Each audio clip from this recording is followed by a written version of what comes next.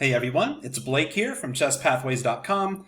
We're continuing on with our openings video series, and today we're talking about the Sicilian Defense.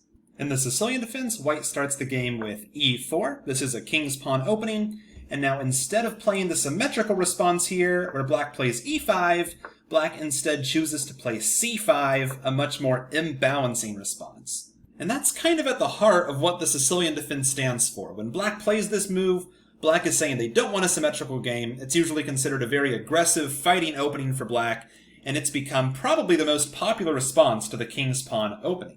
Because of the Sicilian Defense's popularity and complexity, there are at least a dozen different variations of the Sicilian Defense, probably many more than that.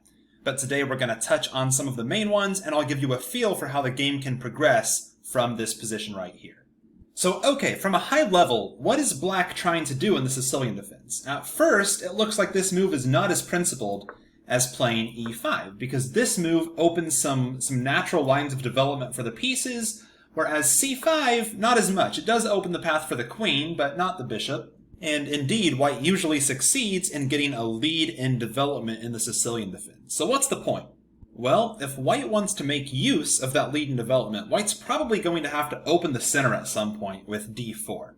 A lead in development's usually only good if the center opens up. If everything stays locked up, black's going to have plenty of time to complete their development. And if white plays d4, let's take a look at one of these lines. Let's say white plays knight f3 and then d4. Black gets to exchange off this c-pawn for white's central d-pawn, and after this exchange, we see black is left with two central pawns against only one central pawn for white. White does have a space advantage for the time being. White has the lone pawn in the center of the board, and white definitely has more open lines of development than black, but black's hoping this 2-on-1 majority in the center could prove an advantage going forward, and in the meantime, the black position is very solid here. Black has no weaknesses. If white does not open the center, on the other hand, black still succeeded in causing a significant imbalance in the position. White is often going to take space on the king side by playing f4 later if they don't want to play d4, and black has ideas to expand on the queen side, and we're still going to get a double-edged fight. Alright, let's start considering white's options when facing the Sicilian Defense. So the first option we're going to talk about is when white plays knight f3 and d4.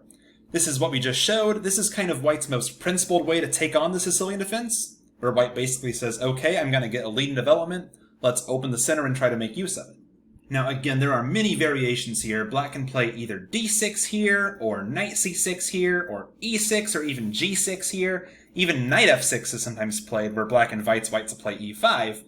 The most popular move is probably still d6, and I'll show one of these very popular continuations. White plays d4. Black exchanges off those pawns. Knight f6, very normal developing move. White goes ahead and defends that pawn. And now one very popular move here for black is the mysterious-looking a6. This is called the Najdorf variation of the Sicilian. And it looks strange because black's already behind in development and space, and here they spend even more time making a flank pawn move. But black simply wants to take the b5 square under control, not only to stop all these white pieces from going there, but black might want to play b5 themselves, and black often succeeds in getting a lot of pressure against the white center. For example, when this pawn comes to b5, it's threatening to come to b4 and kick the knight away from defending the pawn. The bishop sometimes comes to b7 to attack this pawn. Black sometimes strikes in the center with e5, claiming some space for themselves. And this rook can come to the semi-open c-file here and exert some pressure on white as well. Now, in the meantime, white does have a lead in development, but again, how do they use it? We're going to talk about one of white's most popular options here, called the English attack, when white tries to castle queenside and launch a pawn storm against black on the king side to try to make use of his lead in development in space for the time being before black's able to put enough pressure on his position. So okay, let's take a look. Bishop e3, white prepares to castle queenside. Black often plays e5 now, kicking this knight away. Knight to b3. Bishop e6. f3. This is a very popular move when white's trying to castle queenside, because not only does it help stabilize their center, it also serves as the launching point for white to start launching these kingside pawns, making sure that this g4 square is defended. Bishop e7. Queen to d2. Castle. And castle. So here the stage is set for a very dynamic attacking game, Whenever these kings are castled on opposite sides, play usually becomes a lot more aggressive, because now white can start marching these kingside pawns without worrying about leaving their king behind, because their king is on the other side of the board. And by the same logic, black is free to do the same on the queen side and start trying to attack that white king. And note that white has to be a little careful here. For example, if white doesn't castle right away and tries to play g4 instead, now black can play d5, and this perfectly illustrates what I was talking about with this 2-on-1 pawn majority. White had a space advantage for a time being there, but now black is going to have the space advantage. Black has enough support to play this move now with the help of the knight, bishop, and queen, but black is threatening to play d4 and fork the white pieces, and if white exchanges here, now it's black who's left with the lone pawn in the center. And black's plan to obtain that 2-on-1 central majority would have paid off. So instead, white usually castles in that position, adding that rook to clamp down on the d5 square. So let's look at how this can go. Black finishes development with knight b to d7, g4, b5, g5, b4. So white could take this knight, but then black would take white's knight, so white usually plays knight e2, and now black saves their knight, f4, a5, f5, a4. And I know this is a lot to memorize, by the way. I'm definitely not expecting you to memorize this whole 15-move line. The point is to illustrate how double-edged these open Sicilians can be. This is what black's looking for when they play the Sicilian, these double-edged, attacking, fighting games. And again, we saw how their 2-on-1 pawn majority can really make itself felt if white's not careful as well. So okay, that was just one possibility that results when white plays knight f3 and d4 and really tries to open the center. White's next choice is called the Elapid Variation when white plays c3. Now this move has a pretty clever idea. White wants to play d4, but now if black takes on d4, I'll just show an example. Let's say black plays e6, d4. Now when black takes on d4, white doesn't have to take with a knight. White can take back with a pawn, and black does not get that central pawn majority, and white still controls the whole center. So that's white's idea when they play this move c3 on move 2, and if black's not prepared to handle this, this can actually work very well. I'm going to show a tournament game I played back from 2010, and I had the white pieces here. I played e4, my opponent played the Sicilian, and I chose to play c3, and the game proceeded knight to c6, d4, black exchanges there. My queen, of course, is supporting this pawn, so the knight can't take it. And after knight f6, knight c3, my opponent just played e6, and white has a very pleasant game right now. White controls the whole center, white has more open lines of development, and black doesn't even get that central pawn majority. So if you play the king's pawn opening with white, and all these crazy lines after knight f3 and d4 intimidate you, I would probably recommend just playing c3. There's not too much to learn here. You just play d4 very soon, and especially if you're a beginner or intermediate player, black can easily find themselves in a worse position if they don't know how to handle this move. So now let's see how black should handle this move. c3 definitely has the downside that it does not develop a piece like knight f3 does, and not only does it not develop a piece, it also takes away the best square from another white piece. Now this knight cannot come to c3. So black often responds to this by playing the move d5, striking at that white center. Black ordinarily might not want to do this because white could take, and after the queen takes, then white could just play knight c3 and kick the queen away, and white's kind of getting a tempo there and getting a lead in development. But now, after white exchanges, this queen is actually pretty comfortable here on d5. It's not easy to kick this queen away because white cannot play knight to c3. White usually continues with d4. Black can just comfortably keep developing, knight f6, knight to f3. Black sometimes here plays bishop to g4. And we can see that black's position looks fairly comfortable. Usually it's not so good to bring your queen into the center so early because it's going to get kicked around, but with this pawn committed to c3 so early, black manages to pull it off here. Another way to exploit this after c3, black sometimes plays knight f6 here, knowing that white again cannot play knight c3 to defend this pawn. White can push the pawn and you get some position like this. White usually continues with their plan and plays d4. And after black exchanges these pawns, okay, white does have a space advantage, but it's also going to be pretty hard to dislodge this knight.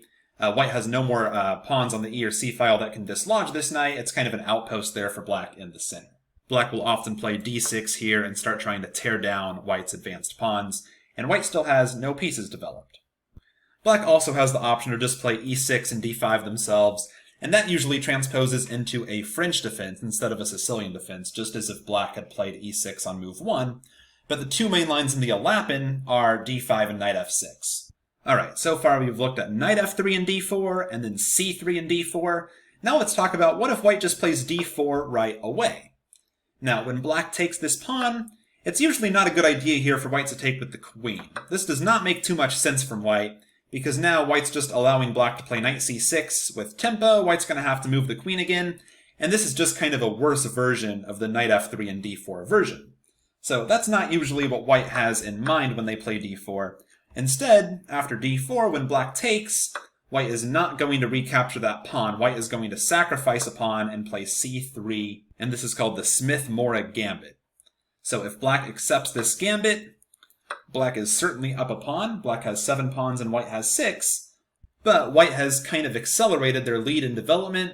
White has a space advantage, and white is often going to get pressure along these C and D files, and it's easy for black to go wrong if they're not careful. For example, let's say black plays knight to c6, knight f3, d6, bishop c4. White's developing very actively here.